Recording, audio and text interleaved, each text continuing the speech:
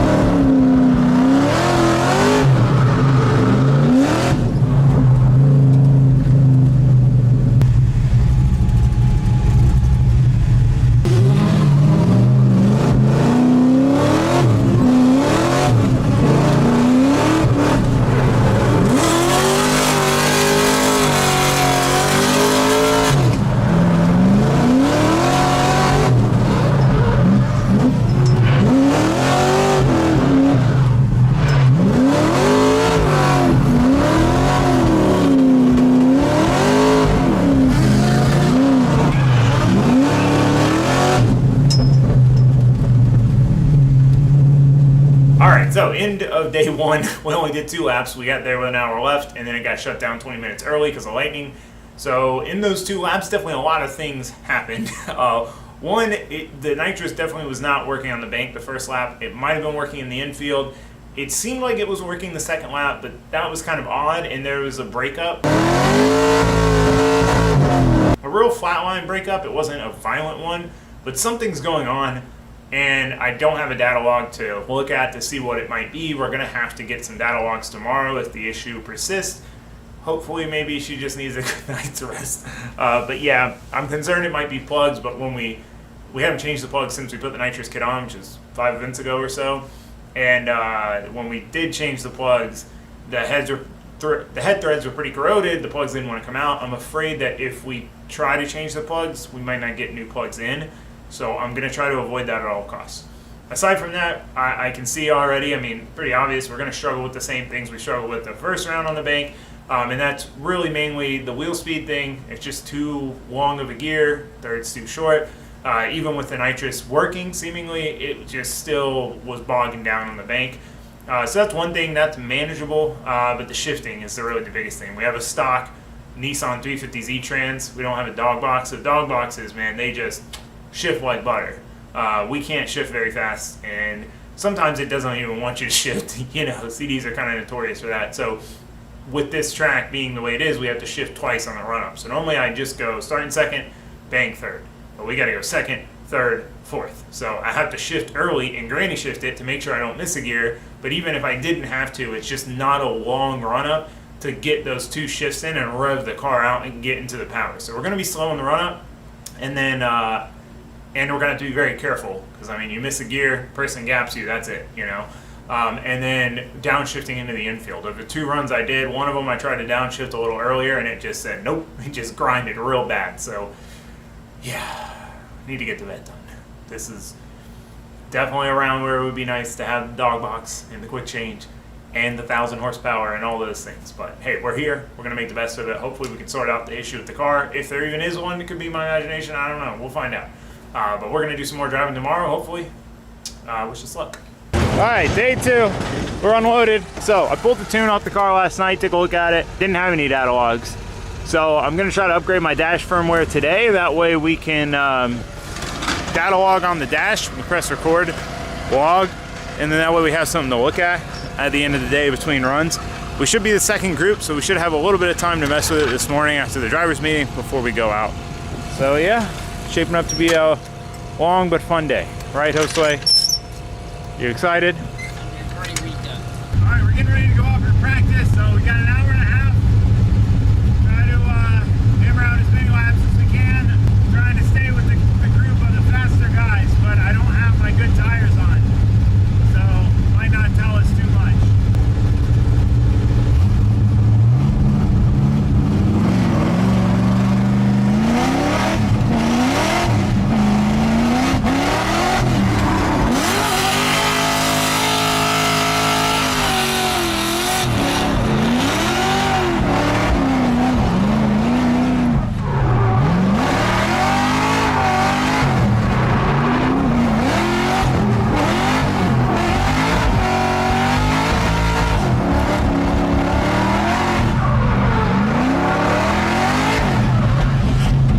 So we managed to get lined up with Adam for our first chase right now. This is perfect because he is one of the fastest cars there. So if we can keep up with him, we know the car is in the right direction. The car is in the game, it's in the ballpark. However, I changed my tire strategy up. Instead of using my comp tires for practice, I was using my fun event tires, which are a 400 treadwear 205. Smaller tire, way less grip from the compound. And you can see the results, man.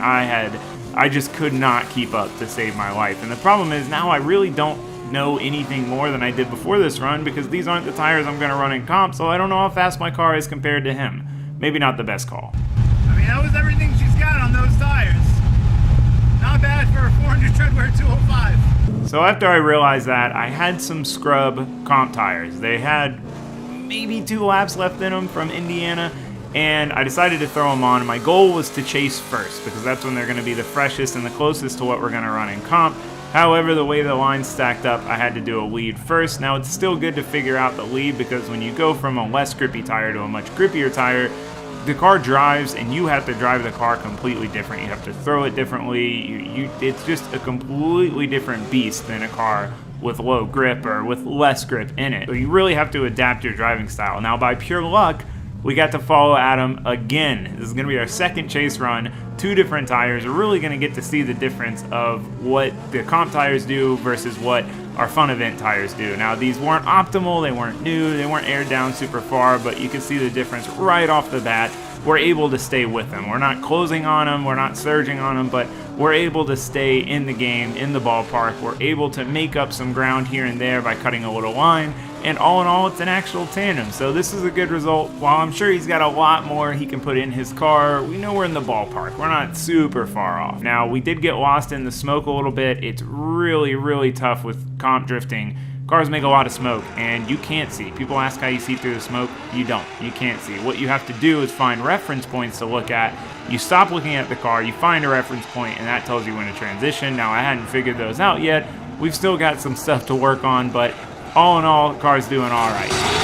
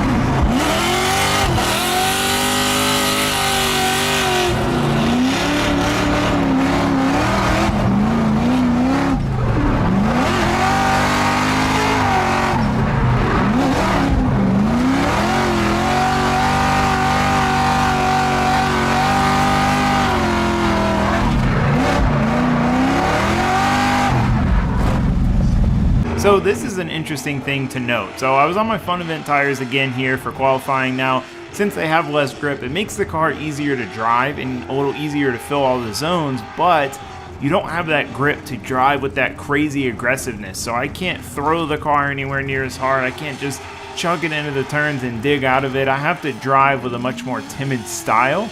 So while it's easier to fill the zones, it's harder to be aggressive and stylish.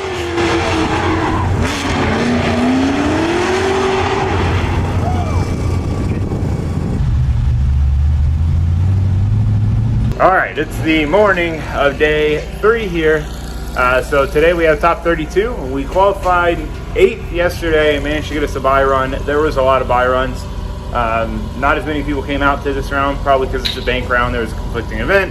And then on top of that, there were a handful of people who didn't qualify, double zeroed. So, yeah, there was a pretty small 64 yesterday. A lot of us got buy runs. So today we're going against our neighbor, actually, Cabot Cardoza. Oh, his car's mine. I'll show you in a second. Super cool. Him and his whole family, 30-30 drifting. They're awesome. So it's always fun to go against someone you like and someone that's a friend. But it's also a bummer at the same time because, you know, only one of you can win. There's pros and cons to both, but it should be a really fun battle. I'm excited. Car feels good. Seems to be ripping pretty good, but we're dependent on the bottle. He is bottle fed at this point. Just doing the bank in 4th gear, it needs the bottle if there's any amount of grip in it. So that's the only tough thing. I don't like relying on it. I like having it there as kind of an extra. But on this layout, this track, we got to rely on it a little bit. But tires seem to be lasting. Car seems to be running cool. All in all, I think we're ready to go. So it should be fun. I've looked just past that one battle, and we likely have Ben Hobson. And he's killing it right now in Prospect. He's a good friend of mine as well. So once I got there, I was like, you know what? Let's just see if we can make it through that. And then from there, who knows what we got. Probably something hard, but see what we can do. There's his car. Miata versus Z. Old man versus young gun. He's the young gun. Alright, we're getting ready to go out for day 3 practice. We got 30 minutes. Like I said, 30 minutes. It's enough time with how many cars there are. But because it's a short amount of time, everyone's going to try to maximize their laps. So I'd like to go through a set plus a set of scrubs in this session, but we got to be lightning fast with the tire change. So we'll see how it goes. We'll wind up in the chase line first. It was an even split, which is good because it's going to get to the point where everyone's going to want to chase. So well, we can get a chase run out the gate.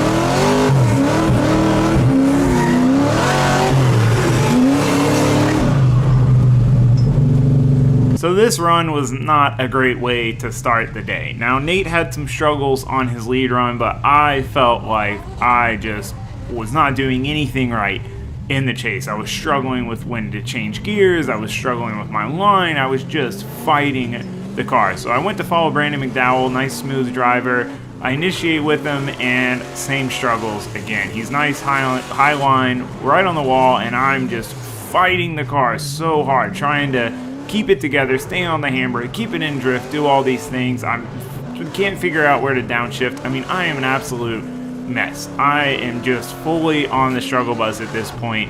It's not getting any better. You can see I'm disappointed. I'm like, what is going on? And then I have an idea of what it might be.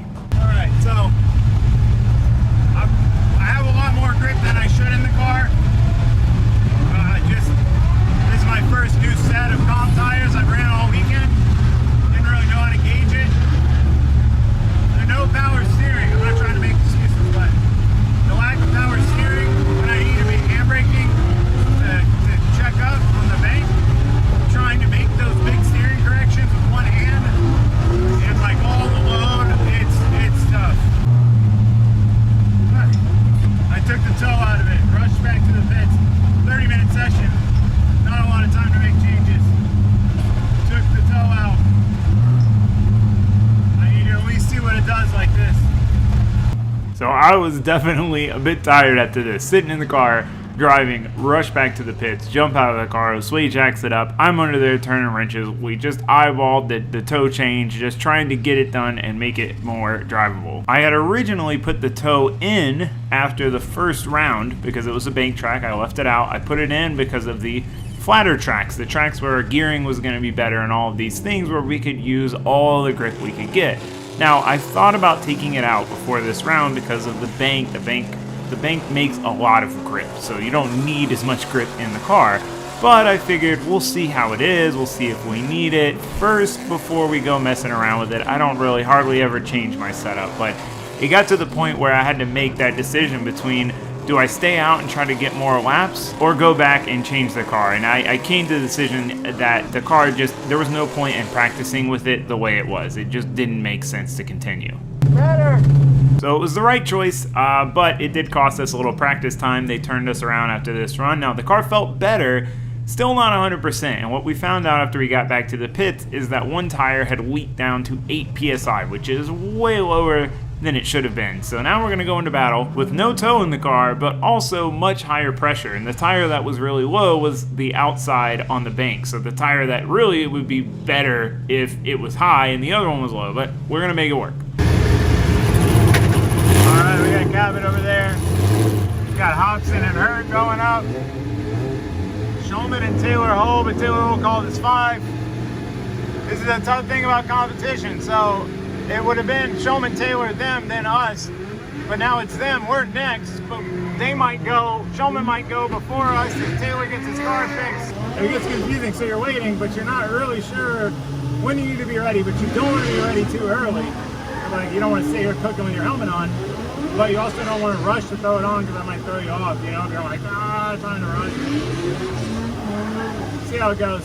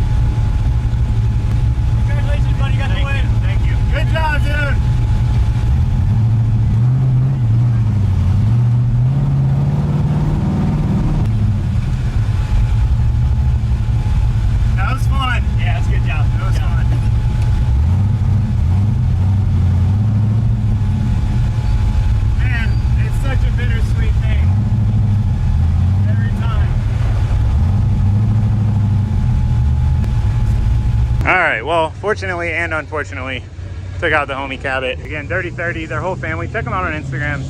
Great people. I'm so glad they were our neighbors this time. They're A1 people. He absolutely kills it. I got real lucky that I happened to put it together those couple laps because I was struggling in practice, and it came together. We took a lot of grip out. We took the toe out. We had even tire pressure because one of our tires was at 8 PSI in the practice session, so the car was just a lot better to drive. We do have a breakup issue of some sort. It's hard to say, like, you know, heat of battle, but it was definitely breaking up coming out of the infield turn, and then it seemed like it was breaking up the whole chase run. Now, again, we haven't done plugs on this car since we put the nitrous on, but I am way too scared to risk doing plugs. Thank you. Because the threads, we might not get plugs back in it. So it's like, would we rather it break up or potentially not even be able to go battle? We're gonna leave it. It sucks. I wish I messed around. I suck at updating my Ollie stuff, and I was trying to do it here at the track and download the right file, update the dash, the data log from it, so I don't have to bring my laptop, and I didn't get it sorted out. Something I should have handled.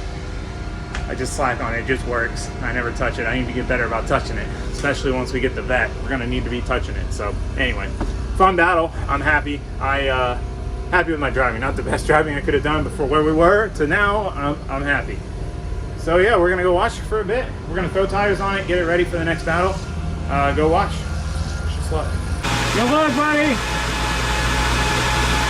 So for our top 16 battle, we have Ben Hobson. So he's been doing really well in Prospect this year. He's got a really well set up car, fast car, good amount of power, and again, it's just really well dialed in. He's driving it really well. So this is gonna be a challenge for the old Miata. She's a bit outgunned here, but she's punched above her weight more than one occasion. So we'll see what she can do. We're gonna give it our best. I don't have the most bank tandem comp experience or tandem experience really in general, so you know, we're just gonna do our best, see how hard we can go.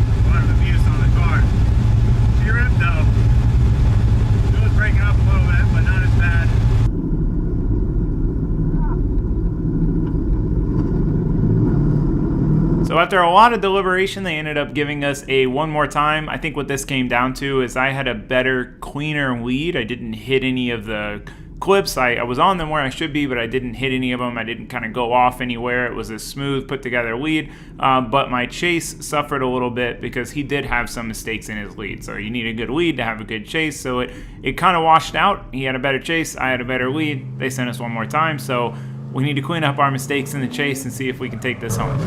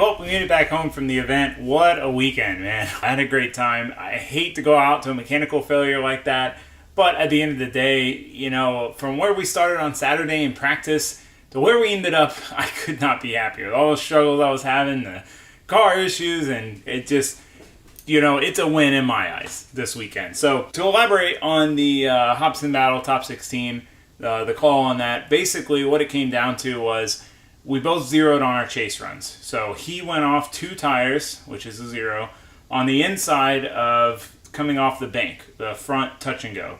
So he went off 2 tires there in his chase run. I went off 2 tires in outer zone 3, which is that infield, you know, asphalt turn. I went off 2 tires in the rear. I washed out wide. So both of our chase runs were a 0, which in the judges' eyes they're weighted the same. They're both a 0 and incomplete. It's not a better or worse. It's just a hard and fast 0. It's like we didn't even leave the line, basically. So because of that, it defaulted to our lead runs. Now, I had the better lead run of the pair of us, so that gave me the win. Not the way I'd like to win. You know, I'd much rather win doing both runs and being judged off both runs, but it's just the way it goes sometimes. You know, he wasn't happy about it, so he did protest, which, you know, I understand his decision to do so. Like, I've never protested for a couple reasons. One, I just don't like the concept of it. 2, you know, if they've already spent like 10 minutes we were sitting there for them to decide, they've already looked at all the different angles and kind of gone through all the reasoning and made their decision. I don't see why they would end up changing their minds, you know, so that's why I just never really bother with it. I think we just shouldn't have protesting at all. I think protesting in general is silly. Like, judges made their decision, let's move on with our lives. And I've been on the other side of this where I felt I was wronged, but at the end of the day, I think it all evens out. But either way, not the way we wanted to win, but it was the win. We took the win, moved on to the top 8 against Jonathan Nair. Now, he has been driving super well this season. He's got a car dialed in. The car is fast. It's always been fast. It is a rocket ship. Makes a lot of smoke. It was a tough battle for the old Miata. I mean, she's already punching above her weight, but now we're taking it a step up with that one. We were throwing everything we had at it, and she was doing well until the axle failure. I felt it on the run-up, and as soon as I realized it, I was like, oh no, that's an axle. I initiated, and I halfway through the bank, I was thinking, should I bail on this run? Should I shut it down? And I was like, nah, maybe it'll stay together. I don't know. And we came off the bank, and right as soon as we hit that transition, axle popped. So let me show you what happened. I think I know what happened, or why it happened. So in the battle with Ben, when I dropped a tire, I felt like it was only 1, but apparently it was 2. I think the diff hit the ground and probably caught one of the jagged edges at the edge of the track, and it just tweaked the diff over, which then pulled the axle almost out of the socket. So then just all that low 100 jar of nitrous on the bank gripped up, you know, and then that rough transition just did her in. So you can see under here, see how bent my diff mount is? That's supposed to be flat. Those bolts are supposed to be straight. It is cooked. I haven't even looked at the front of it yet. You can see the axle cup there and the axle down there. Now, we could have changed an axle. We've done it in 5 minutes before, the end of last season. We actually did it in 3 minutes, which is crazy. We literally changed an axle and we had 2 minutes left on the 5-minute timer. So I did call the 5. I was going to replace the axle if that's all it was. But once I saw the diff was all crooked in there and I realized why, I was not going to have a repeat of last time. So last time, we were so hasty just trying to get the axle swapped in the 5 minutes, we didn't look for a failure point. And what happened? The axle broke again immediately, because the reason it failed the first time is because the subframe was broken in half. The subframe literally tore apart and was pulling the axle out of the socket. So this is a pretty similar scenario. Different failure, but similar scenario. And I was like, maybe it'll hold together. Like, maybe. But if it doesn't, that means I'm probably going to lose drive on that wheel, which is the bankside wheel. And there's a good chance I'll go into the wall. And there's a good chance Aaron behind me will go into the wall. And for me, there was no point in risking wadding my car up, but especially his car up, over a Hail Mary. I was already sitting on a 0 because I incompleted. It's not like I finished the first run. It would take him zeroing for me to even have a shot at winning. To me, it wasn't worth it. The pros didn't outweigh the con. The risks didn't outweigh the reward. I wasn't going to put both our cars at risk over a Hail Mary. I'm just not that kind of person. So I decided to call it. I just told him, you know what, we're good. We're not going to be able to fix it. And we moved on. And, you know, one of those things. It sucks. I would have liked to finish that battle. It's always fun to battle Aaron. The thing is, he's ripping in that thing. But unfortunately, a little mechanical failure. I mean, we're competing in a car that was never meant to compete this season. So you know, she's holding in there. She needs plugs. She needs a lot of work. She's breaking up, but hey, she's hung in there for us, and she's done her job. So it's about time she'll get a break. We're gonna get the shop ready, finish up the vet, and hopefully by next round we will have a weapon to bring to the track. So I hope to see you guys for all of that, but for now, that's gonna be that. So thanks for watching. Thanks for subscribing. Goodbye.